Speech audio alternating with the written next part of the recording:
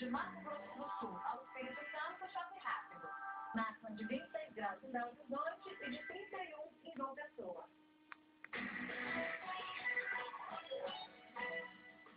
Terça-feira sangrenta no Iraque. Um dia depois dos ataques que deixaram cerca de 80 mortos, 2 suicidas detonaram explosivos no mais importante santuário xiita do país, montado para as orações da Santa